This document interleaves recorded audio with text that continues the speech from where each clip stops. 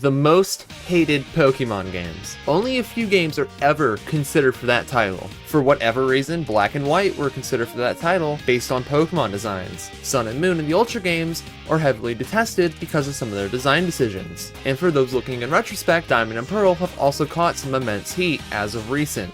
However, today's topic is regarding Pokemon Sword and Shield, the 18th mainline installment in the mainline series, and our first Nintendo Switch title that wasn't a remake. The fallout of the Sword and Shield release has been talked to death. However, this critique isn't regarding the community and the overreaction involving the Pokédex. No, today we are going to dissect the games and find out how many good things Sword and Shield actually does, because there's a lot. In this critique, we will also be speaking about the DLC, since this is apparently the complete game, unless they patch some random stuff in during the Brilliant Diamond and Shining Pearl lifecycle. Just as once before, we will be looking at the games under a critical eye, but this time, we'll be seeing how overlooked these games actually were. Your timestamps are on screen, so without further ado, it's time to defend this ugly duckling.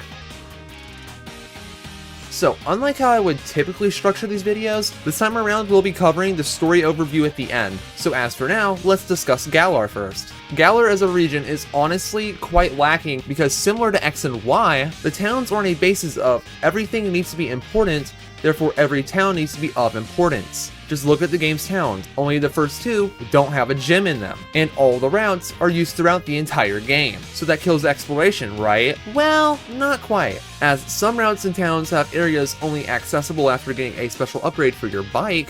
More on that later. So is that all for exploring? Well, no. These games introduce the idea of open world gameplay to the series, although it's quite limited as the first attempt at it, but in short, this is the wild area. Yes, that is what the game refers to as the entire chunk of landmass, despite each of these areas having names. It was supposed to be this big grand thing to explore, but in actual execution, it's okay, I guess. There are Pokemon of varying levels, most of which are very over-leveled here, which can be fun on a first-time playthrough, since you are just getting hammered by Pokemon double your level. It has the first impression charm, but after 30 minutes or so of being here, that fades away pretty fast. There's really just not much to the wild area other than being big. That and the Dynamax raid dens, but I'll touch on that soon. There's a second nursery in the wild area as well, but on to some issues with the wild area. The first one is the weather, which is tragic. While it works for gameplay purposes, just simply going between the named locations is super jarring, since taking a single step is capable of changing the entire weather from something like sandstorm to the likes of a thunderstorm or fog.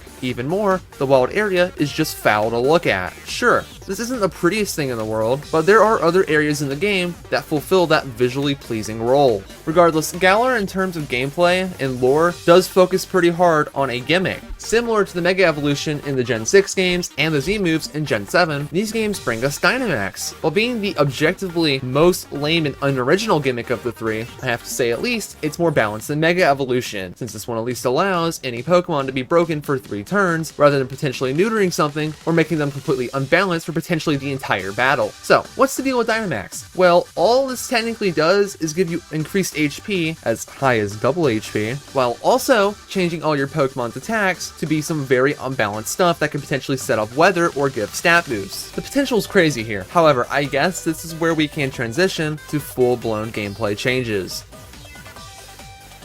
So, as the beginning to Generation 8, there are many new stuff to work with. First, let's talk about Pokemon. The base game brought us 80 new Pokemon, and a handful of regional variants. And also similarly to X and Y, these games only brought us 3 new legendaries on release. Of course, all of which are plot related and completely bonkers to use. And as the new Galarian forms are concerned, some of them are capable of evolving into whole different Pokemon, extending the evolutionary lines of those Pokemon. Other than the additional abilities attached to new Pokemon, they also buffed quite a few abilities as well, such as allowing an ability such as Storm Drain to increase the encounter rate of water types if that Pokemon is your lead, similar to Magnet Pull in the previous games. And quite a few abilities also receive buffs and nerfs for in-battle use as well. For example, they nerfed Moody to not affect evasion anymore, but they also buffed abilities such as Scrappy, Own Tempo, and Inner Focus to completely ignore Intimidate's attack drop. These games only directly nerfed a single Pokemon's stats,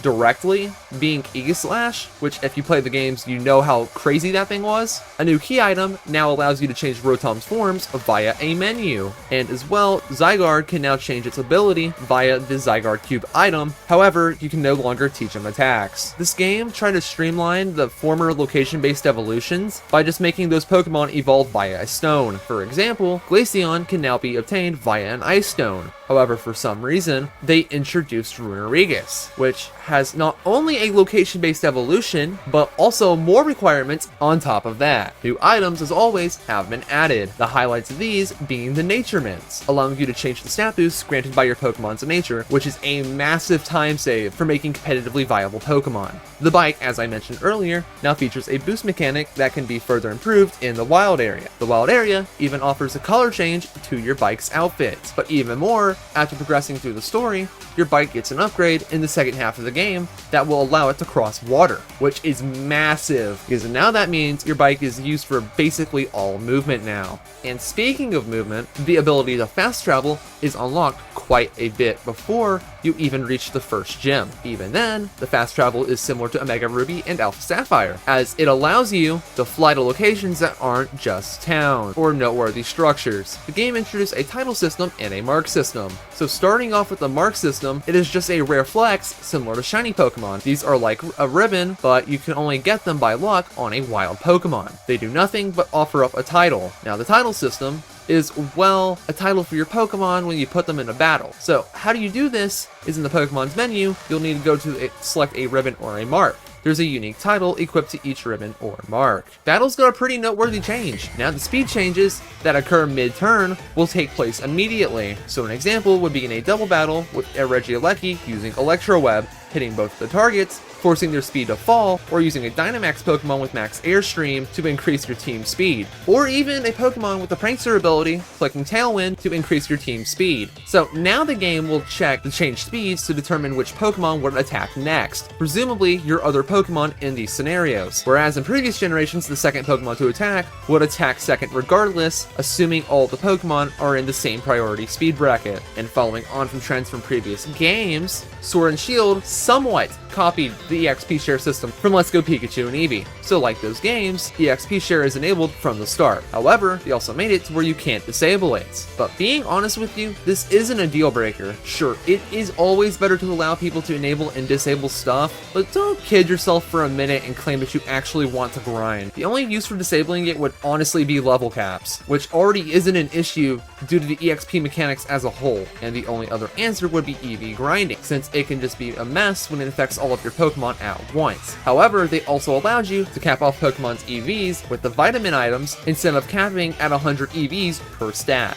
And a new feature that I'll mention later called Pokejobs. Shiny Pokemon now have a chance to have a new Shiny Sparkle, as there are two now. One with square sparkles and the other with the classic stars. The former being more common on wild Pokemon, and the latter being more common on Pokemon bred via eggs. And in terms of general improvements, not only does the cutscene skip from Let's Go Pikachu and Eevee return, the ability to access your PC from anywhere that isn't a gym also returns. Even furthermore, it's actually possible to skip these games' catching tutorial, all of which are absolute W's and are helpful for the replay value of the game and the swords. Moving towards content that was cut, the elephant in the room is the cut 234 Pokemon. That cannot be transferred into the game, like, at all. This is bad, obviously, but come on, man. This isn't the only reason to remember a game for. Berries can no longer be grown, which is a minor annoyance, and the only real noteworthy gameplay cuts remaining this time around are the Z moves and Mega evolutions of the past. This is good because Dynamax trying to function with Megas would be a mess to say the least, and Z moves kind of work their way into Max moves, just lacking some of their lethality. All around, the removal of those two features are a net positive on the games, despite making a broken gimmick of its own, especially with the competitive singles in mind, because now Knockoff isn't just cock-blocked by Z crystals or Mega Stones. Also similar to Let's Go Pikachu and Eevee, these games do have the advantage of being able to hold multiple save files, as the Switch of course can have unique saves for each account on the system. However, the issue is the Switch doesn't allow you to make save data backups for the game, obviously because you'd be able to duplicate Pokemon easily otherwise. Anyways, Gen 8 changes and additions out of the way, let's discuss Sword and Shield's gameplay. Up first in terms of gameplay is the main story's pacing. From the beginning, the pacing is kind of slow. From the events right after getting your starter, all the way to the first gym being very slow and uninteresting. However, the wild area can change a lot. Before you reach Motto Stoke, you are greeted with the ability to capture nearly the entire Pokédex. Now first off, exploring the wild area can already be a huge time sink, but besides that, there is something massive here, the fact that you can do Dynamax raids immediately. Because of this, if you get someone else to host a raid den for you, you can get a whopping total of 551 different Pokemon before the first gym. This number excludes pretty much every single legendary, as well as the Hoenn, Galar, and Alola starters. However, 551 is easily the largest Pokemon selection we've ever had during the main story, which is absolutely massive. Now, obviously not everyone will have a way to host these raids, so of course this full number isn't compatible for all, since not only a second Switch is required, but also the DLC pass for both games. But more on the DLC later. Regardless, you could always say that this number is unimpressive because Wonder Trading is still in the game. But screw that, Wonder Trading isn't going to easily give you a level 20 Hydreigon. Anyways, leaving the wild area, by the time you reach the first gym, you'll already be dealing with a gym leader Ace at level 20, easily the highest leveled first gym leader in the series, and very likely also the biggest joke as well. But there's a problem. It's just how little trainers you are forced to battle, because this, even with forced EXP share, can still have you struggling with levels. Regardless, the first 3 gyms are fine with their levels, and the third caps at 27. The 4th gym takes place after a small gap of time, since more of the wild area can be explored now, since you can actually catch more Pokemon, since your 3rd badge allows you to catch Pokemon up to level 35. But that reminds me, I've yet to talk about the catching level caps. So like all games prior, traded Pokemon won't listen to you if they are over a certain level. However, with the wild area's open-ended nature, you can go to the wild area and you can find high-level Pokemon very easily. And as an attempt to not let you catch level 40s before the first gym, they added a level cap to the Pokemon you can catch. If you've played this game before, you will be familiar with the level 26 Onix in the rolling fields. The catch here is, when you first come through here, you have no gym badges, so you can only catch Pokemon at level 20 or lower. Therefore, the Onix is uncatchable. So once again, there is an indicator that the Pokemon cannot be caught with the very strong Pokemon text when you encounter it. And they also don't allow you to use Pokeballs either, just in case you weren't paying attention to the text, because who actually pays attention in a Pokemon game? The first gym allows you to catch level 25s, and then it goes up by 5 levels per gym badge until you beat the 8th gym, where you can catch Pokemon of any level. Obviously, this can kill the fun of getting over-leveled Pokemon like the level 50 Magikarp after the 4th gym in Heart Gold and Soul Silver, but it puts balance in line.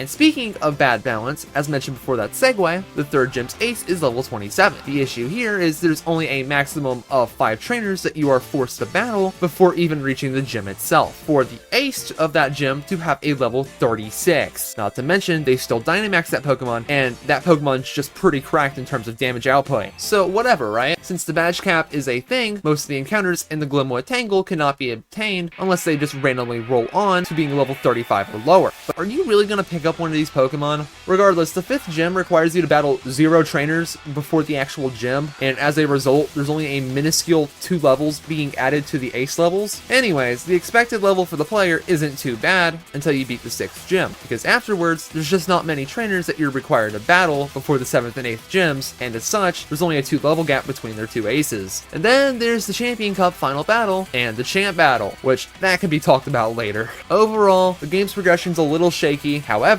at least the post-game transition isn't a travesty like Black and White's introduction, and the post-game itself doesn't have a leveling problem. It's just boring. Speaking of post-game, I suppose it's time to talk about endgame content, or rather, the lack of. Also, still more than some past titles.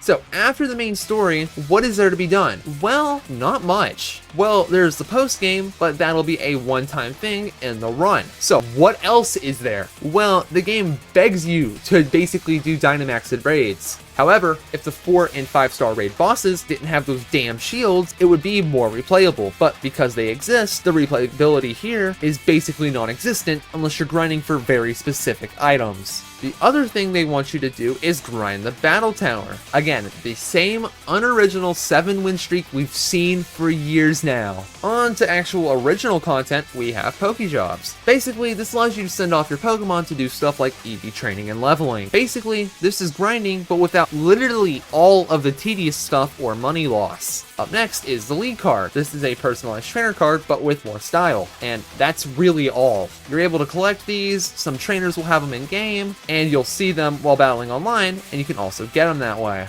Up next on the cutting board is the Rotom Rally. Look man, I don't understand why they added a biking minigame and thought it was okay to lock the TMs for both Volt Switch and Thunder Wave behind it, but I don't know. I guess this is a cool idea, but come on man, why wasn't this brought back in the DLC? I suppose there's also Wi-Fi battles since ranked play is actually a thing, but most people aren't really going to screw around with ranked play. Next up and last up is Pokemon Camp. While on concept, this should replace Pokemon and Me, but it really doesn't perform like it. So not only can you play with your Pokemon at your camp, you can also cook them curry as well. Honestly, this is an idea, but like, why? The feature does allow you to obtain Pokemon from the area, but just like catching them's easier, so why? As tragic as it is, that's where the base game content ends. It had a very short life cycle and followed the game's reception into the ground, crashing and burning. But it is time to transition into the last part of the game, the story. While the story is easily the worst part of the game, it did one idea in a nice manner. Looking back at the story, it never seemed to be one overarching story. It kind of comes off as smaller stories, fleshing out the characters and the world. Starting the game, we get introduced to Hop and Leon. There's a little scene in the Slumbering World showing us Zacian and Zamazenta, but then the focus turns toward the gym challenge, and this is where the smaller stories take focus. Those of course being Hop and trying to overcome his inferiority complex to beat his own brother and become the champion. There's the stuff with Marnie, Piers, and Team Yell, which is the most uninteresting stuff I have ever seen in my entire life. Like, why is Marnie in the game? Sonia becoming the next professor. There's Bede and how he ended up becoming a gym leader after being removed from the gym challenge, and most importantly, showing off Leon as this unbeatable champion, hyping up the final battle with him. But of course, once you gather all the gym badges and reach Winden, it's time for the endgame. The Champion Cup opens up, and we get to see the presumed conclusions for Bede and Marnie's character arcs, and the final little arc regarding Chairman Rose happens, with him sabotaging the Champion Cup in spite of Leon not helping him, ultimately unleashing the darkest day upon the world in an attempt to solve an energy crisis that won't occur for a millennia. The issue here is, while Rose's story arc has a neat premise, they shoved it in last second, so it loses a lot of the impact it could have otherwise had. Afterwards, you and Hop try to get help from the legendary Pokemon by going into the Slumbering Well and finding some rusted up equipment, both a sword and a shield, because those totally have plot relevance. So after following Rose into the energy plant and ruining his team in battle, you go find Leon confronting Eternatus. And after failing to catch Eternatus, you have to fight it in a battle that should last like one turn. Then there's this extra form that you have to battle but you can never get access to. And after this phase of the boss fight, there's dialogue and a cutscene showing Zacian and Zamazenta. So when they arrive, you end up in a third phase against Eternatus. Partner with Hop, Zacian, and Zamazenta, you wait a while as those two completely rip through Eternatus' health bar. And once the battle is over, you can catch it with a 100% catch rate. Now, finally, you are able to have your big fight against Leon. And holy, what are those levels? Eternatus is supposed to serve as an equalizer for the level gap. It is still a lower level than all of its Pokemon. Regardless, you somehow managed to beat Leon, probably on your first attempts. But with that being said, it's time to talk about the post-game. To make this as short as possible, you and Hop have another story in the Slumbering World, and then these goofy looking guys with hair of a sword and one of a shield come babbling about some dumb stuff, and one of them takes the rusted sword or shield that Hop had and they'll run off with it. Basically, you spend the entire post-game fighting Dynamax Pokemon while searching for these two, and eventually you return to the energy plant to find them, and after fighting one of them, there's some nonsense about how you get to battle and catch the box art legendary Pokemon. So it shouldn't be that hard, right? Oh.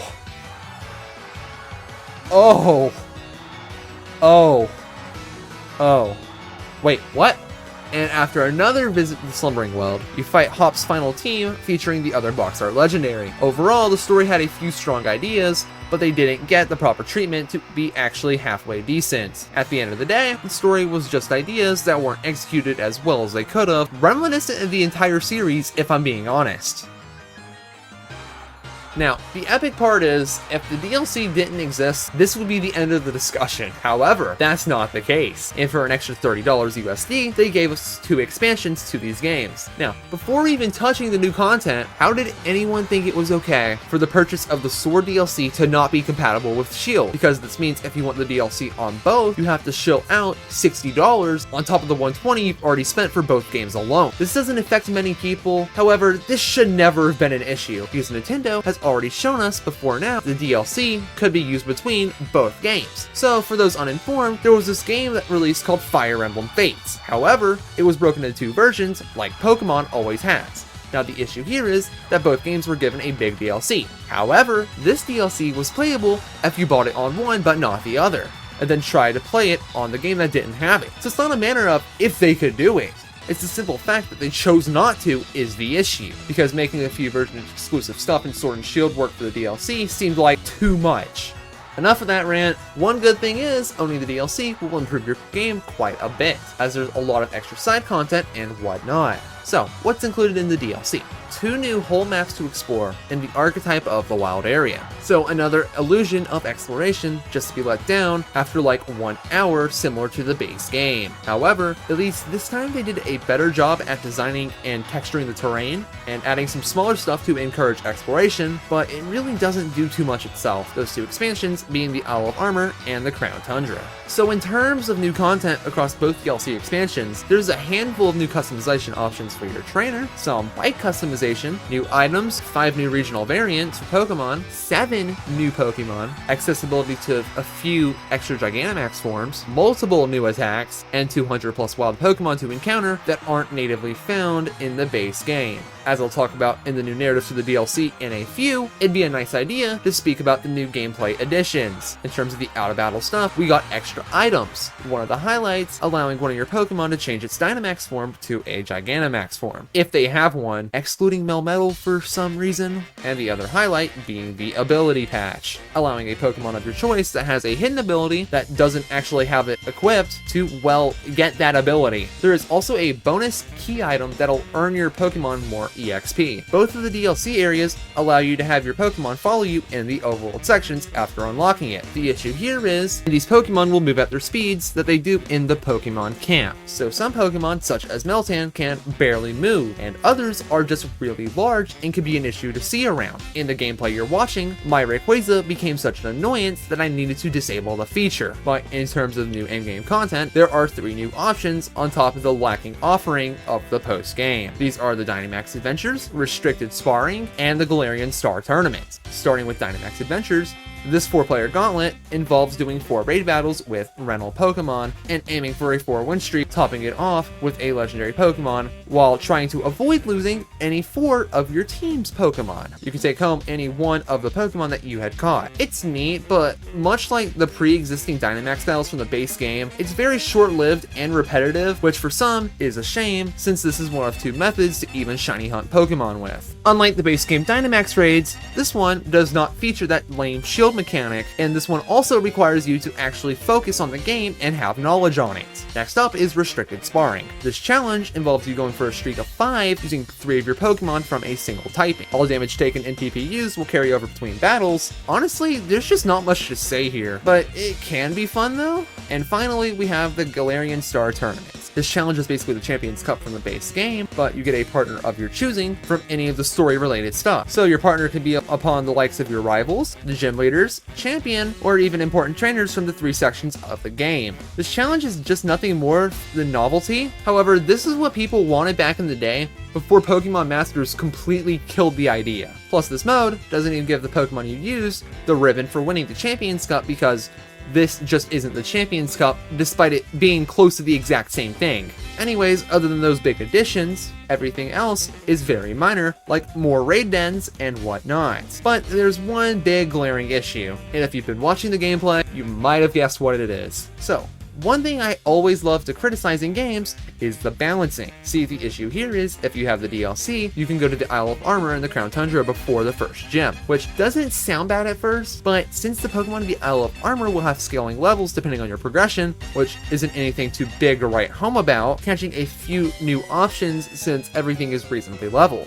However, the Crown Tundra was not given this treatment. So sure, on one hand you can't catch any Pokemon out in the wild of the Crown Tundra because they are all over leveled, as this was supposed to be expected post-game, but you can go do Dynamax adventures near immediately. This becomes an issue because the levels on those Pokemon do not scale down, but since it's a raid battle, you can catch them. So you can catch a level 70 Pokemon in less than an hour in the game. Then you are free to terrorize everything in the game. Even worse is, after you get your 8th badge, you have free reign to catch the wild Pokemon, which are higher levels than Eternatus and most of Leon's team, even further killing the difficulty if you wish to do so, which is both good and bad. Obviously it's bad because all the difficulty is gone from the games after catching one of these Pokemon, but on the other hand, you can allow for people to go on crazy power trips and play the game they want to at their own pace. But regardless, that's most of the important stuff regarding the DLC's gameplay. So I guess it's time to touch on the DLC narrative, and finally, of course, end this discussion.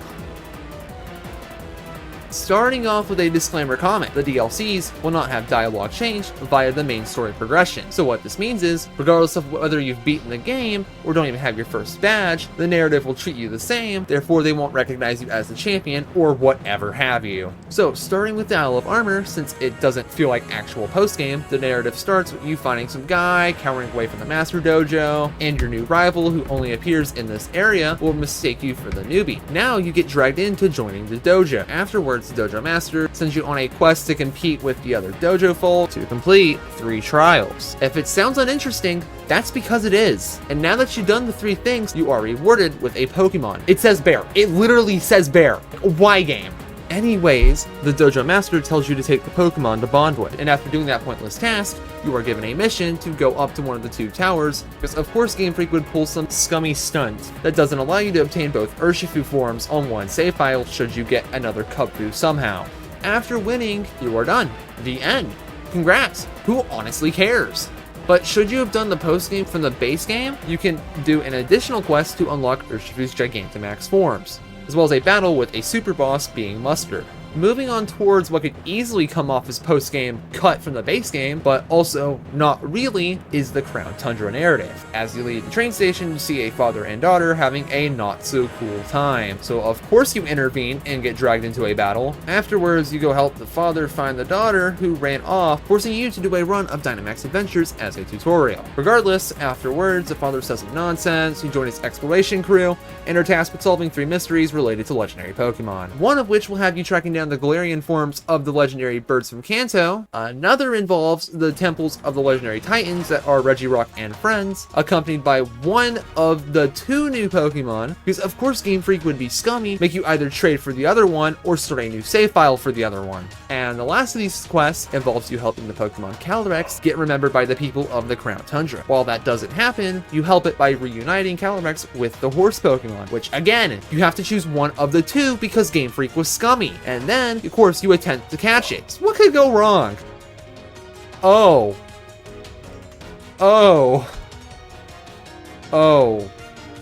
Yeah, no, I'm not taking risks this time. And finally, after showing Peony all the legendaries you've caught, you'll finish the narrative here, except, oh wait, there's a hidden 4th narrative that adds Ultra Beasts and Necrozma to the Dynamax Adventures pool of legendaries. Regardless, after all that, there's a small bit added to the main area of Galar. This is just the addition of the Galarian Star Tournament, and that's all. So with everything discussed, you know what that means. It's time to give my final thoughts on the game. Sword and Shield, despite being built on a good and strong foundation, are oddly the least fun games in the entire series. While the gameplay is good, the game is somehow a boredom to play. Much like most Pokemon games, Sword and Shield have a poor story and endgame content at their disposal. Regardless of how you look at the game, most of it has an issue of being serviceable, but not great. These games brought many good additions to improve the quality of life experience that most Pokemon games have been lacking for a very long time. In short, many good additions, the new Pokédex selection is great, however, of course, being boring, with every single story point being a miss rather than a hit. While the same could be said about the visuals or route music, at the end of the day, these are not bad games. Listen, I need to vent before giving the final score for this experience, because as I've stated earlier, that people are genuinely obsessed with calling these games the worst ever, as if there's any real merit to them other than subpar graphics and a cut to the overall selection of Pokemon able to be used in these games. These folks are nothing more than trolls. It's that simple. And when you think about it, odds are they've never played an objectively terrible game before. Unlike a lot of modern game releases, Sword and Shield has quite a few things going for it. Sword and Shield were actually functional games on release that didn't crash